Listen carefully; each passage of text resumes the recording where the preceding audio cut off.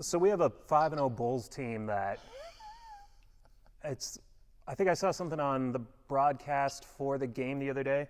First time it's happened since the Jordan era, the Bulls starting 5-0. Yeah.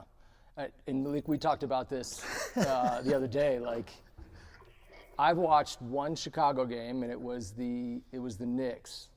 Yep. And there wasn't anything that I was like blown away by anomaly-wise, but then I checked the stats and there is. So you've seen more Chicago stuff than I have to this point. So what do you got on early Chicago Bulls 5-0? What do you got? After ending last season, they were supposed to be like an offensive-based team. It was going to be all about offense. And I don't know, I'm not a big numbers guy, but I've heard people mention that the numbers offensively are off this year, in not comparison to a 5-0 record. They are defending tremendously well in key moments. You know what I mean? So yeah. That's a big part of it. It's the pace, how they play. They get up and go. And every team, man, like they have a point guard. You know, Giddey is that guy. He orchestrates a good offense, and coaching. And Billy Donovan, I think he excels at coaching non-superstars. And so the Bulls don't have a superstar on the team. Not a one, yeah. No, and not really. Well, they do. You'll get an all-star. I think Giddey's an all-star. I think he'll get a vote. I think he gets in. And Matas, yep. That's the guy. Yeah. That's the man. He caught some air the other night. Yeah. Giddey had a nice little toss-up to him. It was. Yeah, I didn't. I was shocked. And he's. They work really well together. I mean, but it starts with the point guard. Giddey is that. Yeah. I mean, he orchestrates it well. They buying in. So it's the pace. Io is coming off the bench and playing really well as well. So the parts are working. And then Collins is sitting on the bench still hurt. Yep. And my guy Kobe is still on Kobe's the bench still hurt. as well. Yeah. And so, the thing I remark, I think the Bulls are leading the league. You're outnumbered here. I know. Two Chicago guys or Rockford guys. But you lead the league in assists. So, and there's two stats that I always look at first, three really, but assists, steals, and then point differential. And you're not leading the differential, but I think you're in the high single-digit differential, maybe double-digit, like maybe 8 on the differential. I just looked before we got on here, but you are number one in the league in assists, which, again, the reason Dallas is really struggling, not to pivot off of it, and we'll get back to it, but there's no point guard in Dallas, and there's nobody to start the offense, to run the offense. And I said it last week where dribbling is not point guard. Ball handling is, right? Everybody's a dribbler, but ball handling is, how to move the basketball, when to move it, and really driving to get a good shot. Now, again, I have not watched Chicago play enough to know anything more than that they're, again, they're sharing it. You don't lead you're number one in assists, like 30 a game. And so an assisted field goal just means that those are good shots. And so I look to shot selection almost more than anything else from the eye test. Like, are we getting good shots? I don't care if we make them. I really don't. But if we don't get them, then we got a problem. But if we keep getting good shots, the numbers will say it should suss out to, 50%-ish somewhere in there, so that we get wins out of it. And then the differential too, which again, the defensive part of it too. But and I like differential. Go ahead. I think Coach Billy is just telling them, man, like, get off the ball. Like, if it's not there, get off of it. Yeah. Find something else. And that's what everyone's doing. Like, yeah. They're sharing it, and there's no ego on the team. As you watch them, you'll see that. Like, nobody's like playing for themselves. And it's a joy to watch. And then, and like the style of offenses that from my being familiar with you, I know what kind, and I'm a part of that too. Like, let's everyone eats. Yep. And that's happening on the Bulls team right now. And that's, I'm going to pivot real quick to Miami.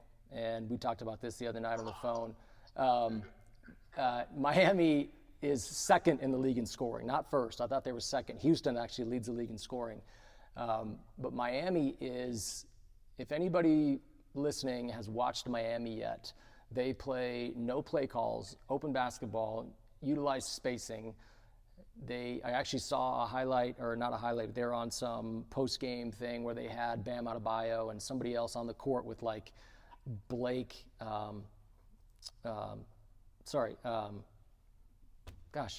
former Clipper. There was somebody, anyway, it was a post-game show. And they were talking about how they run their offense, and it was really cool to watch them. Like last year, Cleveland was running something where if we drove to the right, essentially they would go opposite the direction of the drive, right? And so Miami is, if they drive anywhere like toward the nail or toward the paint from the wing, everybody's moving in the direction of the drive as opposed to the opposite. So basically they got all 5 guys moving the basketball. But watching them play the other night, I've never seen a team in the NBA move the ball like that. Now, I know. Go ahead. We'll get there. But I've never seen a team move it that fast. Now, I'll think about like Spurs, old Spurs teams. Even like when I was at Denver, we led the league in pace, but we still ran more screen and rolls and got to the paint than what these guys are doing. And so, go ahead. You had a point there when I said I've never seen a team. I was just saying, Golden State, it was like, I think Golden State is the identity of like get off of it, move, cut. Yeah. Everybody is that way. Like I haven't seen anybody do it. I see what Miami is doing. It's like a little stepsister or stepbrother to what Golden State have mastered. And the only thing I'll rebut on that with Golden State is they had 3 stars. Well, 2, maybe 3. So at least 2 guys that you could not pay attention to with Thompson and Curry. So with Miami, they don't care who shoots the basketball. And that's the most fun to watch from like a coaching standpoint, where we had kids. The Bulls, man. Watch the Bulls. Yeah. Yeah, no.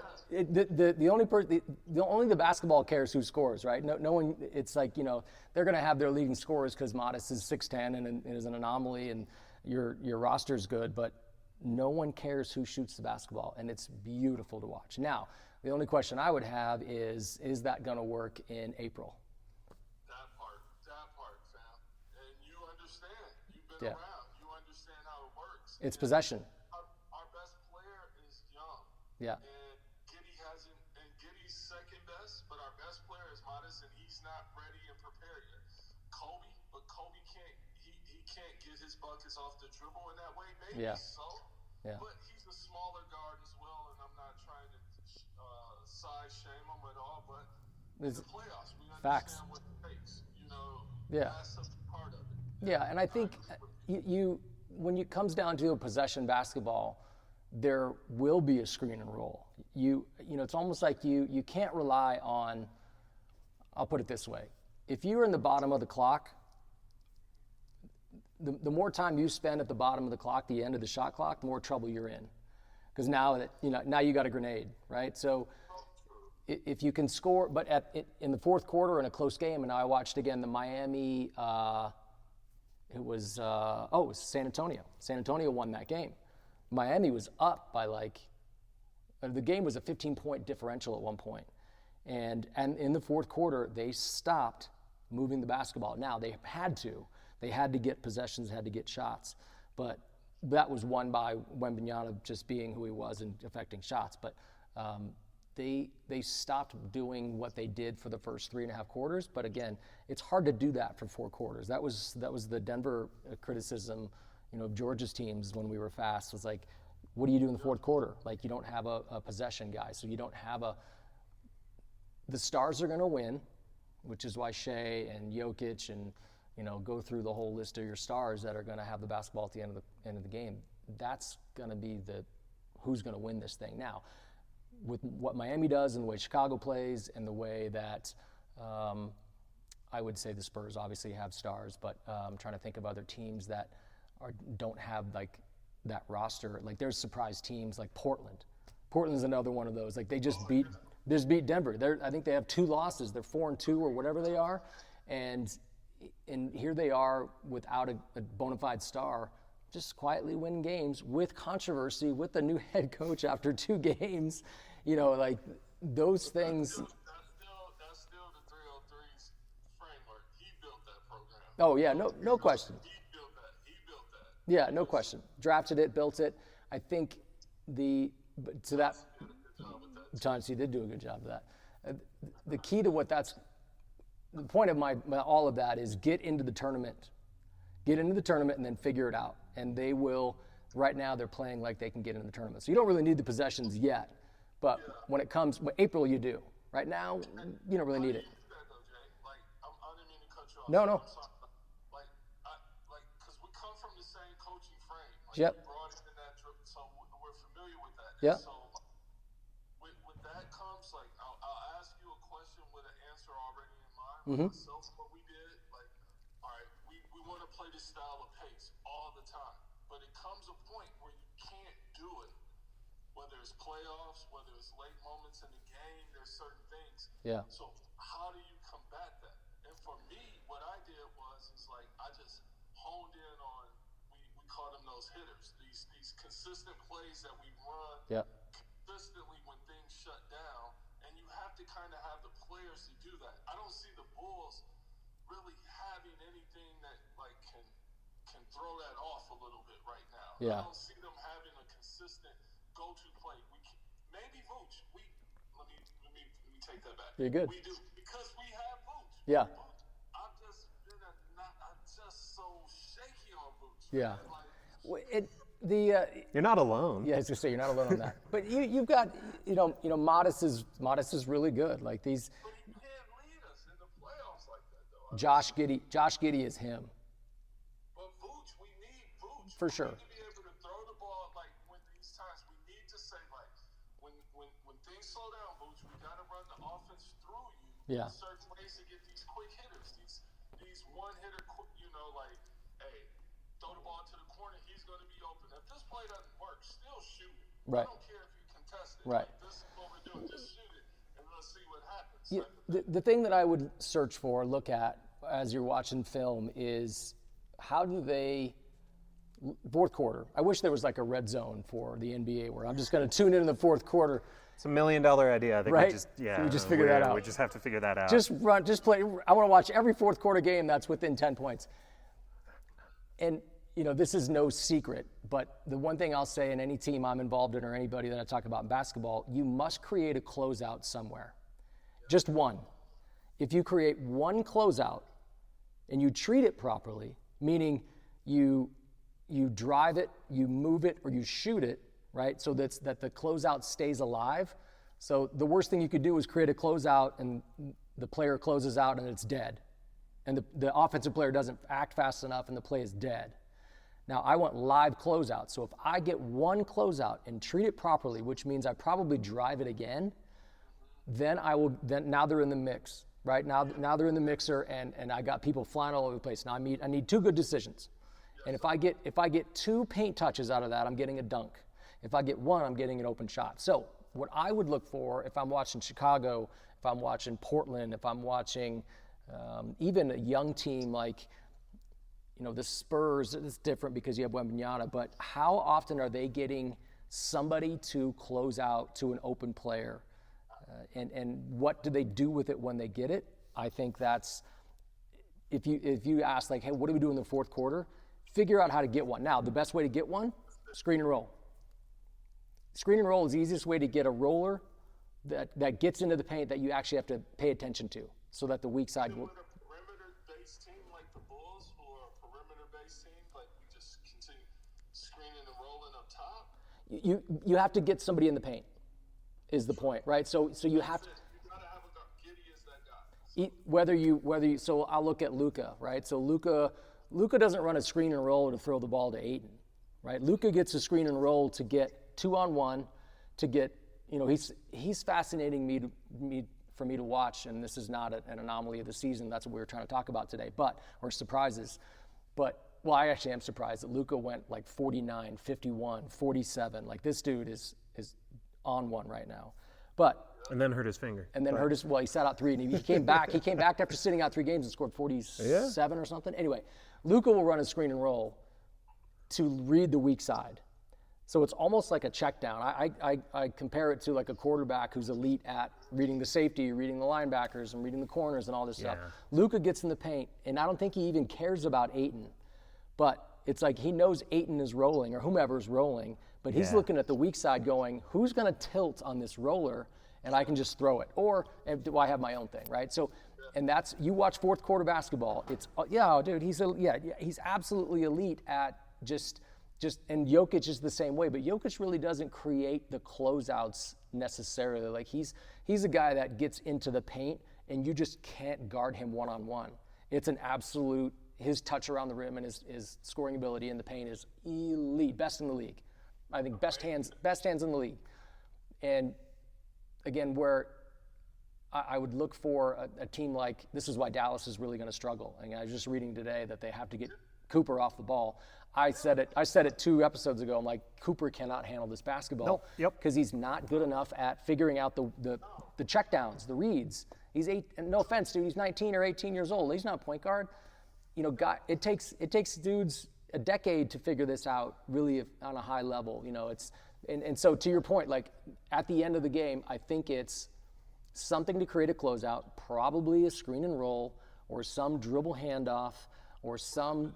You got to figure that out. But we can switch dribble handoffs. We can switch screen and rolls, truly, but we still have that roller who's now that defensively there's a vulnerable spot if we hit the roller. So anyway. You haven't watched a lot of the Bulls, and I presented you that question, but that's what Billy Donovan, that's a new you know, NBA mentality. That's what they've been doing and working, and I've been kind of just watching and seeing what they're doing.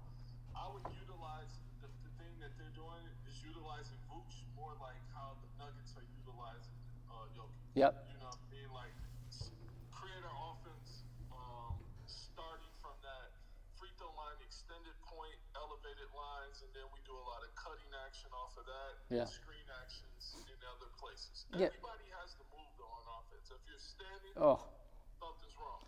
And this is, I talked to you about this the other day, and I was listening to just a clip where it was I forget the name of the podcast now, but it was Brendan Surr who was talking about a quote that the former Nugget DeAndre Jordan was talking about. Every NBA team does the exact same thing. They just change the terminology, and I'm like, no, they don't. No, they don't. They, you know. Denver runs a lot of elbow stuff. Miami is fast in their pace. The ball is always in the air across the timeline, which I think is a cheat code. They cross the timeline in 2 seconds or under. Like that ball goes, it's gone, and they don't care. Whatever Miami jersey is in front of them, gone. They don't care who it is, right? And a lot of these other teams, they all play differently. Every coach has their own personality. So I would push back on DeAndre Jordan saying, now maybe when he showed up wherever he is now, I forget where he even just. He's in New Orleans. New Orleans, there you go. He had to start on Wednesday against Jokic. That's right. That was a rough game for him. That's right. And they do that for scouting purposes. You said it right, Coach. It is the coach, though. That's a disrespect. That's a player's mentality, Yeah. not a coach's mentality. No question. Because a coach knows that he has to change up his roster. Whatever my plans were last year and the 3 years before, I have to change it and adapt to the players that I have today. Yeah. You know, so that was just, you're right. I agree.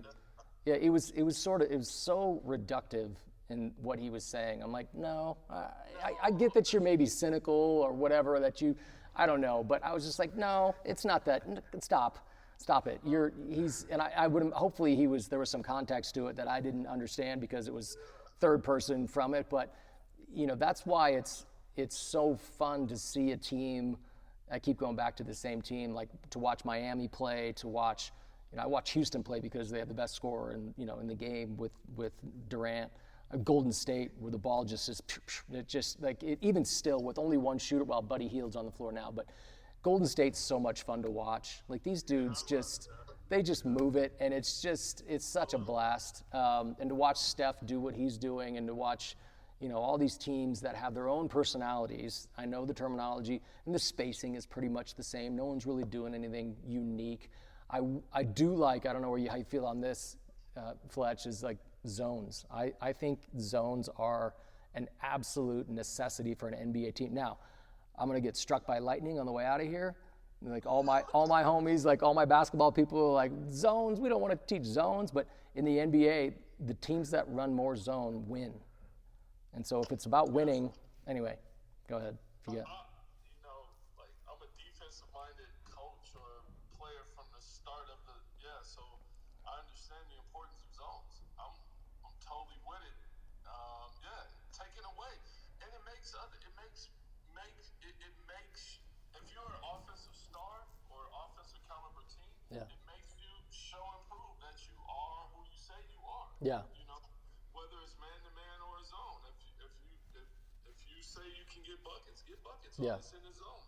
And so I have to take away the best. I have to take away you. If I have a guard that's crushing me and getting into the paint and doing these things, I have to take that away from you. Yeah. So if I take that away from you by a zone or whatever the case may be, show and prove that you can combat that. I agree. I think it's more than just a pace changer. It becomes a shot selection predicator, right? You get these teams that are like, oh, zone busters, right? Like you think NBA guys, all 5 dudes. So again, back to Miami, everybody on the floor of Miami can shoot the basketball and is not only allowed to, but encouraged to shoot the basketball. Like whatever shot is open, that's the one that's going up. And you would think that an NBA team could figure out, you come to any high school game here in the state of Colorado and you see a bunch of zones in the lower levels. I'm like, we'll get you out of that zone in a hurry. Like we're going to put a guy at the nail, we're going to put a guy at the dunker, we're going to space it out, and you're going to be like, we just made 3 threes. And I don't understand how I watch these NBA teams play against zones and the players move, right? And I'll die on this hill for sure. Against man-to-man, it's ball movement, player movement. Against zone, it's ball movement. Don't move. Don't move. You're in the gap. Or just flash and replace. Yeah. You even get in that space, somebody else takes the space you just left from. Yeah, and I see in the NBA, I see they're still trying to run screen and rolls in it. They're still trying to I'm literally almost yelling at the screen, going, just stay there. Two will come get you, and then you move it, and you'll get. Now it's a tough shot. You got to take an elbow jump shot, but fine. Or a corner three. So we'll set our best three-pointer shooter on the wing. Yeah. We'll put our worst shooter in the corner. Yeah. Have him flash, and when the defense sucks in down on him, our best shooter just slides to the corner. Yeah. And then, hey, you just got to hit this jumper. Yeah. Sometimes the ball comes to you. That's fine. And if you don't shoot it, I'm taking you out of the game. Yeah. So, it's back to like the myth of, everybody's running the same thing. Sure, there are similarities, but basketball, there's no I remember years ago, there were some teams, actually it was Brian Shaw, and I'm not trying to throw Brian Shaw under any kind of bus, but I remember when he took over in Denver, he was like, we're going to start taking, we're going to play from the elbow. And they put Kenneth Faried as an isolation player on the elbow where they tried to let him go one-on-one from the elbow, and they went away from essentially anti-analytics. And I was like, good luck.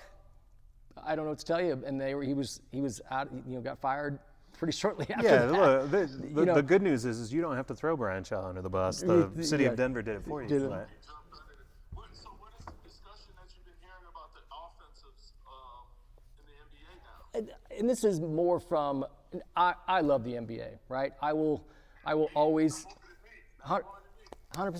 Yeah, we'll fight over it. So now I have to teach you both how to fight in order for you to, Yes. figure out who loves the NBA more. Yeah. Got it. Okay. Whose heart is bigger? Listen, let's go right here.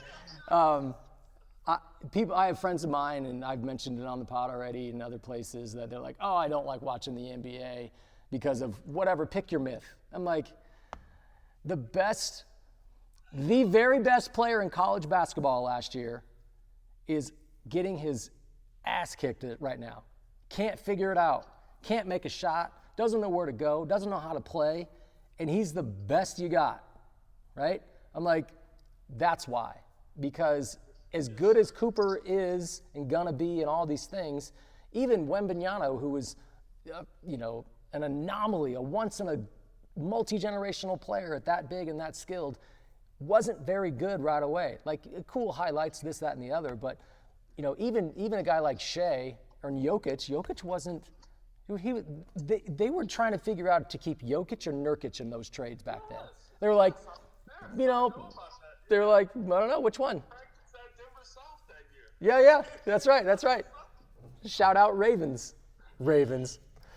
But, and so these, all of this, back to your question about like, it bothers me that it gets so reduced to everything's the same, everybody does the same thing, we're hunting threes, we're playing out of analytics. I'm like, you're playing out of analytics because you need to win, right? Go ahead, take twos.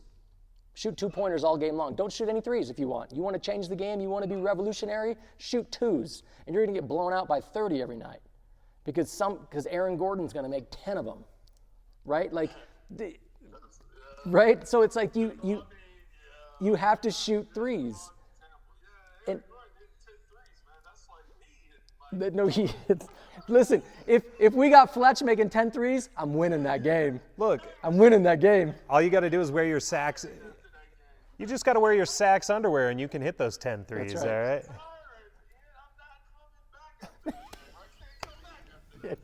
This is it. So, It's up here.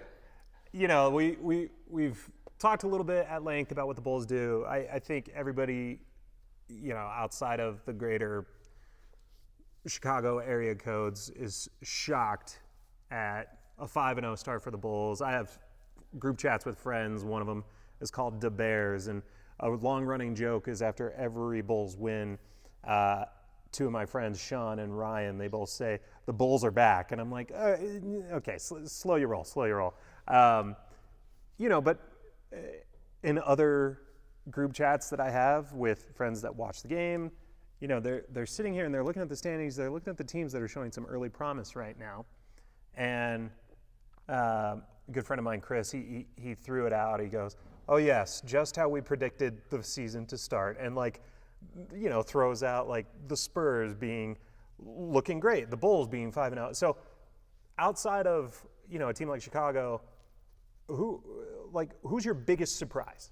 I want to hear from both of you outside of Chicago. Go ahead, Fletch.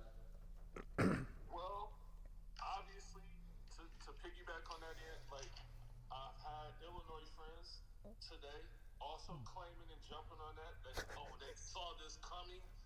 No one saw this coming. No one, even our Bull fan, no one saw this coming. No one saw the progression in the players and Billy doing such a good job with this team right now. So that is out of the window.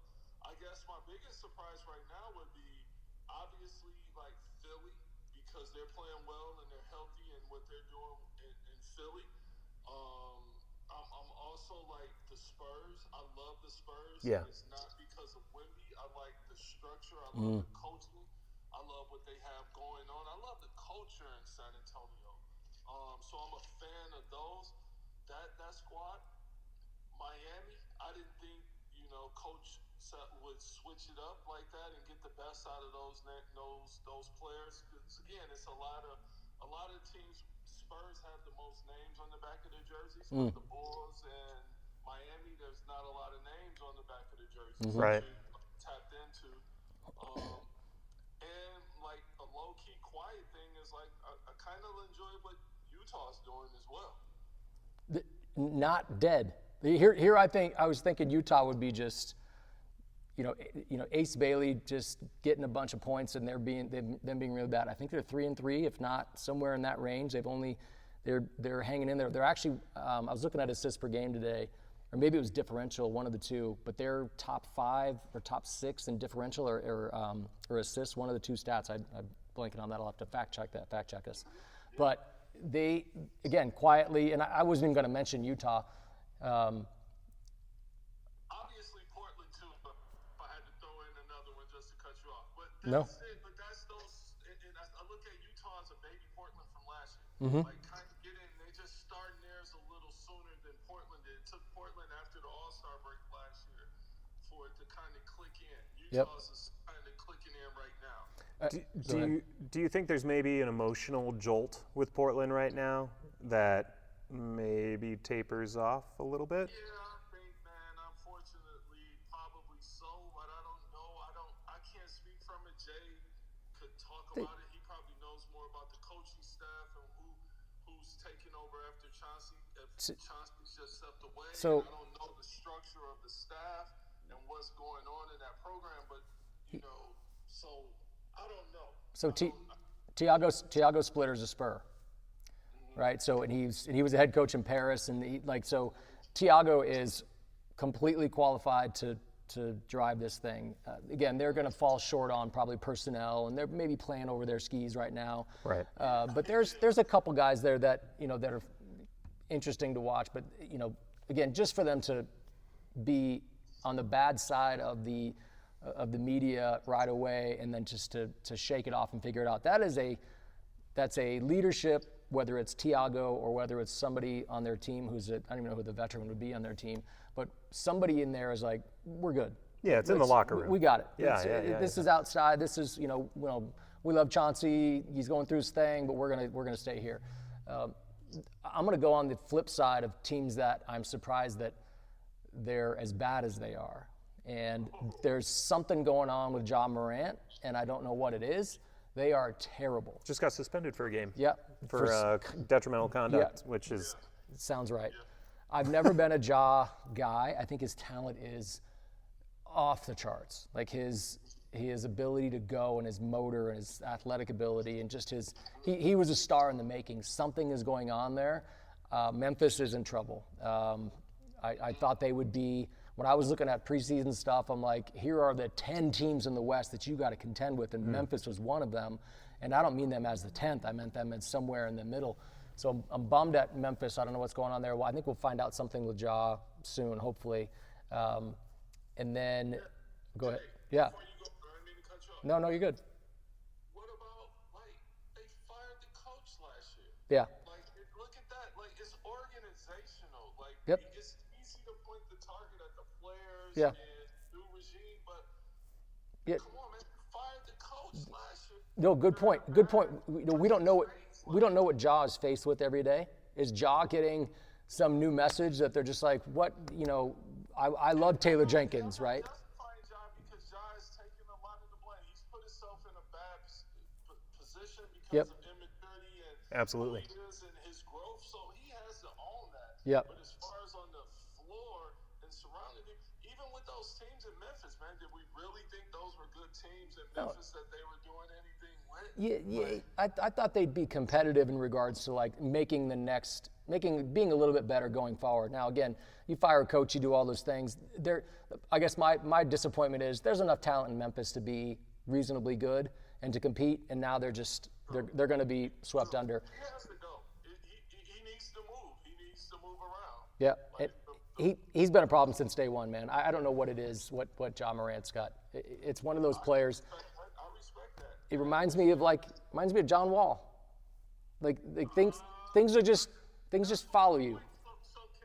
So can we now stop with all of this rhetoric about the comparisons in the past about Ja Morant and D Rose? Oh, two. These conversations. Those are way, yeah. You know. Ja Morant and D Rose, and we show the highlights. You know what I mean? And trying to compare these players, but Only because, and there was a comparison to Iverson with his leaping ability, right, and all this. I'm like, Derrick. Yeah, Derrick Rose was. You could count on Derrick Rose to show up as a professional. It's like the thing I talk about with especially with the NBA is like why is Al Horford important? Why is Jeff Green important? And the reason those dudes are important is because they show up every morning before they're supposed to be there. They get their treatment, they get their lift, they get their shots. You don't have to worry about them. They are just rocks, right? And I don't know anything about Ja and what's going on in Memphis, but I'm guaranteeing there's some sort of conduct detrimental to the team, and it's loud, man. You're the number one player. We know enough about John now. Yeah. That's what it's becoming. Is there hasn't been a season that has gone by, that something hasn't happened. So we, especially from a spectator point of view, so true. like it's easy to come to a snap judgment, but it's no longer a snap judgment because every season it's something. Yeah. And you know, it's like you can kind of throw it back to the kind of late stage Terrell Owens of the you know, of his NFL career, for example. I love me some me. Yeah, or you know, Malik, you'll love this. You know, you could throw it into kind of the Jay Cutler attitude thing for the Bears. Like, there's just always kind of something, and it rubs someone the wrong way, or it's going to rub an organization the wrong way. So you're right to a point. Like that really highlights what you said in terms of it is an organizational failure, and it kind of brings it around to you of it's time he needs to be found a new situation, because if he's not competitively showing up as a professional for Memphis and ready to go, That's a problem. It's a problem. So if you're Memphis, why not take what you can get, try to get him to an organization where you as an organization are not failing this young man and putting him in a situation that he is going to continue to fail in. Put him somewhere that he has a chance. Find a team that's willing to be like, yeah, okay, we'll give you kind of what he's worth as a player, but we are going to hedge our bets on who he is as a person. I'm gonna advocate for again, and I'll jump on this bandwagon again. Is promoting Ja. Like I'm putting more on the organizational aspect of things than more so Ja. Sure. Ja is shown as a basketball player. He's led and helped Memphis and done a lot. He's been the face of that program and that franchise. Right. He's done some stupid, silly things. Obviously, that thing stays in that place there. Yep. But again, like I really just like to focus on that Memphis organization. I don't think that's just a really good place. And I don't want to bash the city, but it's Memphis. Yeah. And it's that whole vibe and the energy and Right. what's getting done there. I think like if he's in a different place, sort of the kind of the conversation that I don't want to jump tracks, but the Melo thing, like like Charlotte, it's like certain places just don't like produce good culture for a while. Right. And it can happen. You can be a Portland team and go through these long stretches where the culture's not right. Yeah. But you get one or two good people in and it flips the culture instantly. And I just think like John might need that, you know, It's culture change. I agree. to your point. It's a bad relationship, and just like any bad relationship, you could point fingers if and when the timeline allows it, but it's a bad relationship. So you know what?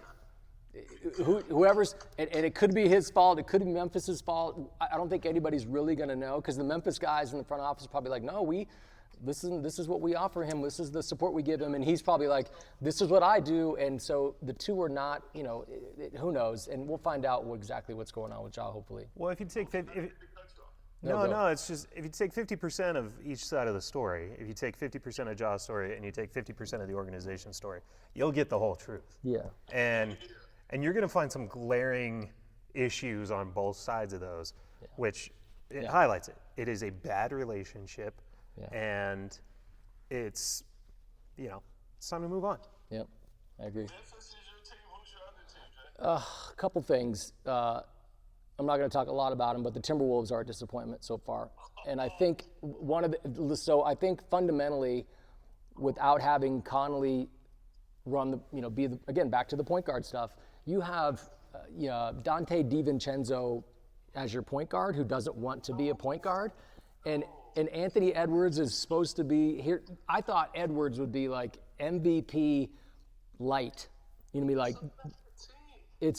they're really bad. Like, and I love. It's the Melo that you guys hated in Denver, man. It's surrounded by a lot of bad talent. Yeah. Although he's way funnier. Well, and he is way funnier. Ant's the best. I love Ant. Give Ant a mic. I love Ant with a mic. You saw the other night where he's like, "Who's number 12?" He's like, "I don't know." Playing the Lakers, he calls this poor guy out. I don't know who that is. That's comic. That's pure comedy.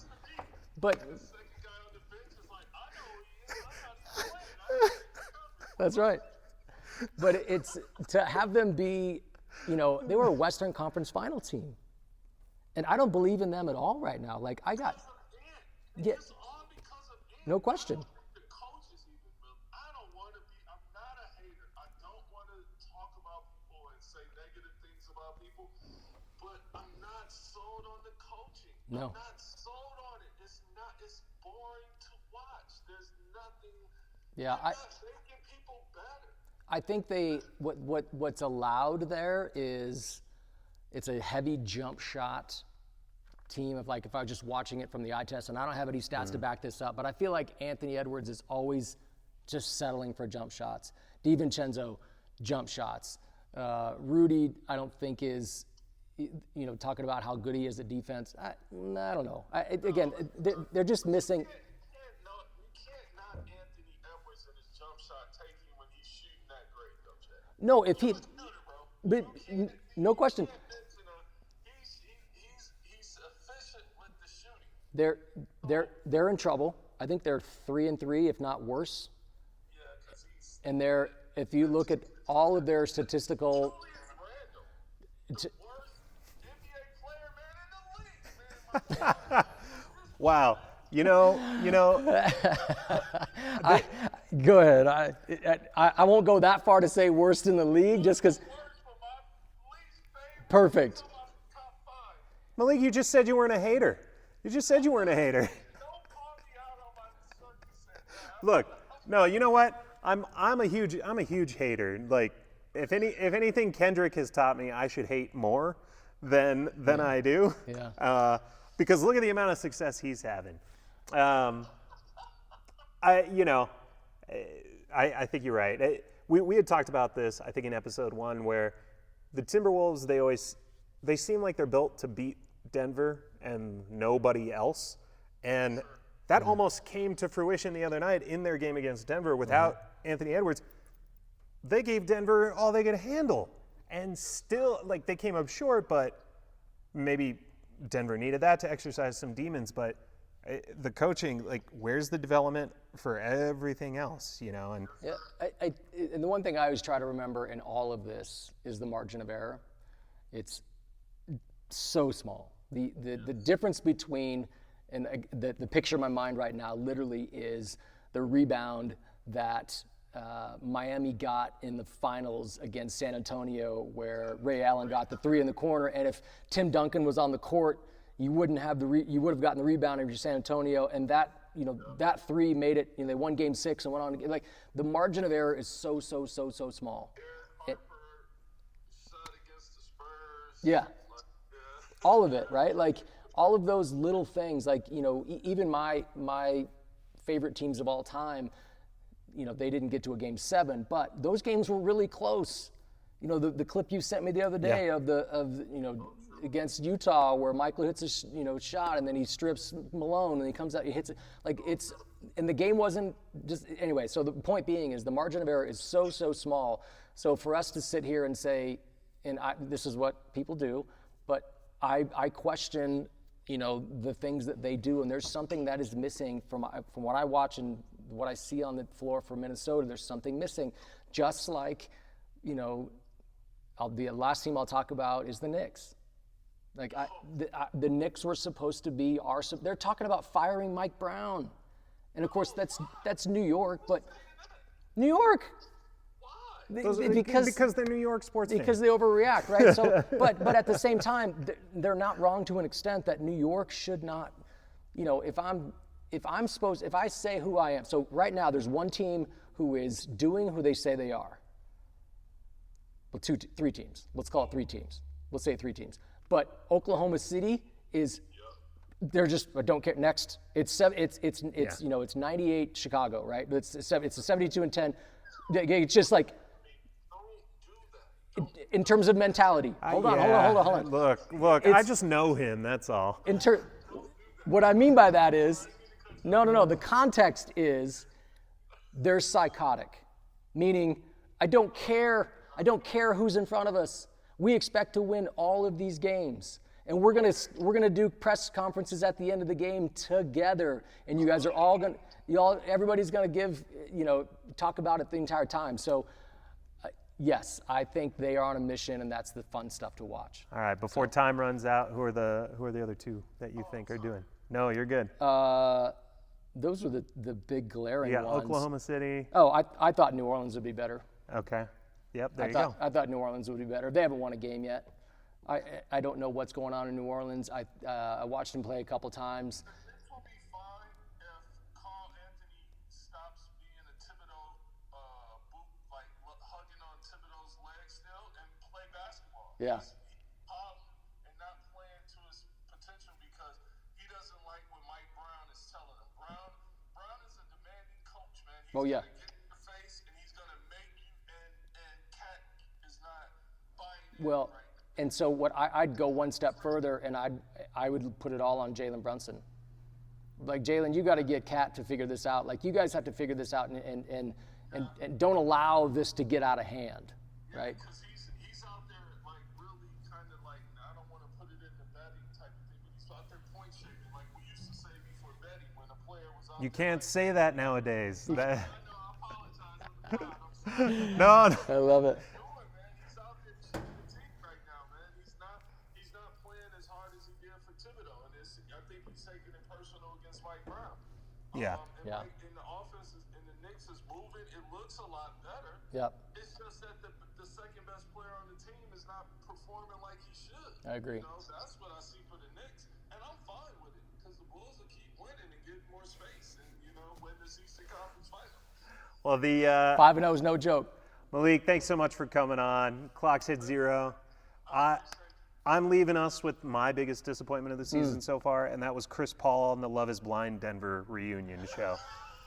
I don't even know what that is. Someone that